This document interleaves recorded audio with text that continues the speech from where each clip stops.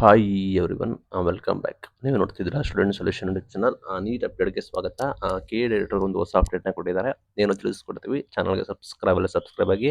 ವೈದ್ಯಕೀಯ, ದಂತವೈದ್ಯಕೀಯ, ಆಯುಷ್ ಕೋರ್ಸ್ಗಳಿಗೆ ಸರ್ಕಾರಿ ಮ್ಯಾನೇಜ್ಮೆಂಟ್, NRI ಸೇರಿ ಎಲ್ಲ ರೀತಿಯ ಕೂಟದಲ್ಲಿ ಸೀಟುಗಳನ್ನು KE ಮುಖಾಂತರವೇ ಹಂಚಿಕೆ ಮಾಡ್ತಾ ಇದ್ದಾರೆ. ಈ ವಿಷಯದಲ್ಲಿ ಯಾವುದೇ ರೀತಿ ಗೊಂದಲ ಬೇಡ ಅಂತೇಳಿ KE ಡೈರೆಕ್ಟರ್ ಆದ ಪ್ರಸನ್ನ ಸರ್ ಅನೌನ್ಸ್ಮೆಂಟ್ ಮಾಡಿದ್ದಾರೆ. ಕೆಲವರು ಸರ್ಕಾರಿ ಕೂಟದ ಸೀಟುಗಳು ಹೊರತುಪಡಿಸಿ ಇತರ ಸೀಟುಗಳನ್ನು ಕೊಡಿಸುವುದಾಗಿ ನಂಬಿಸಿ ಕೆಲವರು ಪ್ರಯತ್ನಗಳ ಬಗ್ಗೆ ದೂರ ಬಂದಿದ್ದಾವೆ. ಈ ಬಗ್ಗೆ ಎಚ್ಚರಿಕೆ ಇರಲಿ ಅಂತ ಹೇಳಿದ್ದಾರೆ. ವೈದ್ಯಕೀಯ ಕಾಲೇಜು ಆಡಳಿತ ಮಂಡಳಿ ಮ್ಯಾನೇಜ್ಮೆಂಟ್ ಮತ್ತು NRI ಸೀಟುಗಳ ಶುಲ್ಕ ನಿಗದಿಪಡಿಸುವ ಅಧಿಕಾರ ಇದೆ ಅಂತ ಕೂಡ ಹೇಳಿದ್ದಾರೆ. ಅದೇ ರೀತಿ ಸೀಟು ಹಂಚಿಕೆಯಲ್ಲಿ ಅದಕ್ಕೆ ಅವಕಾಶ ಇಲ್ಲ, ಅದೇನಿದ್ರು ಕೂಡ KE ಮೂಲಕ ಆಗ್ತದೆ ಅಂತ ಕೂಡ ಹೇಳಿದ್ದಾರೆ.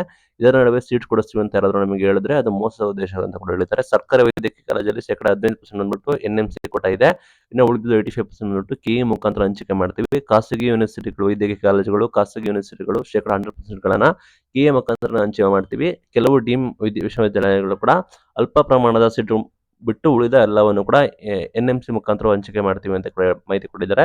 ನೀಟ್ ರ್ಯಾಂಕ್ ಆಧಾರದ ಮೇಲೆ KE ಮೂಲಕ ಸೀಟು ಹಂಚಿಕೆ ಆಗುತ್ತೆ. ಈ ವಿಷಯದ ಅದ್ರ ರೀತಿ ಗೊಂದಲ ಬೇಡ ಅಂತ ಹೇಳಿ ಮಾಹಿತಿಯನ್ನ ಕೊಟ್ಟಿದ್ದಾರೆ. ನೀಟ್ ಆಕಾಂಕ್ಷಿಗಳಿಗೆ ಬಿಗ್ ಅಪ್ಡೇಟ್, KE ಡೈರೆಕ್ಟರ್ ಅವರು ಅನೌನ್ಸ್ಮೆಂಟ್ ಮಾಡಿದ್ದಾರೆ. ನಿಮಗೆ KE ಮುಖಾಂತರ ನೇಮಕಾತಿ ಆಗುತ್ತೆ. ಅದೇ ರೀತಿ ಊಹಾಪೋಹಗಳನ್ನ ಸೀಟ್ ಕೊಡಿಸ್ತೀವಿ ಮೆಡಿಕಲ್ ಸೀಟ್ ಅಂತೇಳಿ ನಂಬೇಡಿ. Thank you.